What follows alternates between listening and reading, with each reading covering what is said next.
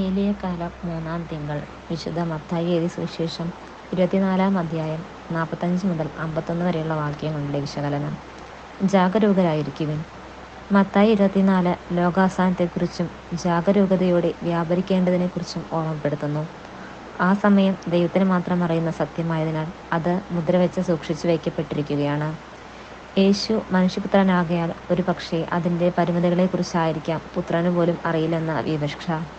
അതിനാൽ മനുഷ്യരായി ജനിച്ച എല്ലാവരും ഈ പരിമിതിക്ക് വിധേയരാണെന്ന ഓർമ്മ നമുക്കുണ്ടാകണം. പക്ഷേ അതിനു മുമ്പ് യുദ്ധങ്ങളും പ്രകൃതി ദുരന്തങ്ങളും ക്ഷാമങ്ങളും വ്യാജപ്രവാചകന്മാരെക്കുറിച്ചും വിനാശത്തിൻ്റെ അശുദ്ധ ലക്ഷണങ്ങളെക്കുറിച്ചും മഹാപീഡനങ്ങളെക്കുറിച്ചും ഈ അധ്യായത്തിൽ പല സ്ഥലങ്ങളിൽ കാണാം.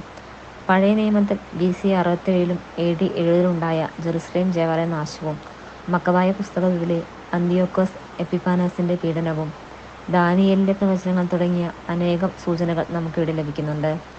തിരഞ്ഞെടുക്കപ്പെട്ടവരുടെ ദിനങ്ങൾ പരിമിതപ്പെടുത്തിയിട്ടില്ലെങ്കിൽ എന്നത് യേശുവിന് പ്രതിയുള്ള പീഡനങ്ങളുടെ കാലാവധി വെട്ടിച്ചുരുക്കപ്പെടുമെന്നും 3-ാം നൂറ്റാണ്ടിൽ ക്രിസ്തീയ സഭയ്ക്ക് ലഭിക്കാനിരിക്കുന്ന സ്വാതന്ത്ര്യത്തെക്കുറിച്ചുമൊക്കെയാണെന്നാണ് സൂചന. മനുഷ്യപുത്രൻ രണ്ടാമതും വരുമ്പോൾ ഗോത്രങ്ങളുടെ വിലാപം യേശുവിനെ അറിഞ്ഞിട്ടും തള്ളിപ്പറഞ്ഞവരുടെ ആത്മാവിൻ്റെ രോദനമായിരിക്കാം ഇത് എന്നും സംഭവിച്ചുകൊണ്ടിരിക്കുകയാണ്. നോക്കി നിൽക്കുമ്പോൾ നിമിഷാർദ്ധം കൊണ്ട് സർവനാശം വിതയ്ക്കുന്ന സംഭവങ്ങളൊക്കെ കള്ളനെ പോലെ കടന്ന് ദുരന്തങ്ങളെക്കുറിച്ചുള്ള ഓർമ്മപ്പെടുത്തലുകളാണ്. ഏറെ ജാഗ്രതയുള്ളവരായി ജീവിക്കാനുള്ള ഓർമ്മപ്പെടുത്തലുകളാണ്. ആമേൻ.